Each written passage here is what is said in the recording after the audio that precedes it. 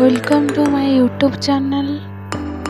चलतु आज करवा कदली पत्र पोड़ा चिकेन।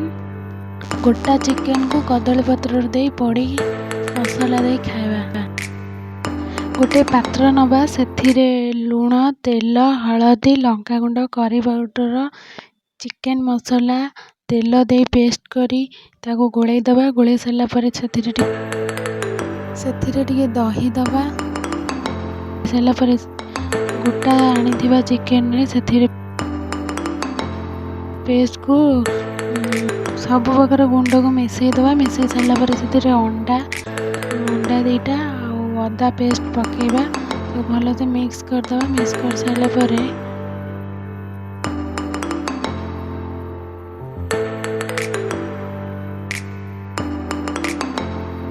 चिकेन को भल भाव धोई चिकेन को गोटा चिकेन को आनी से पेस्ट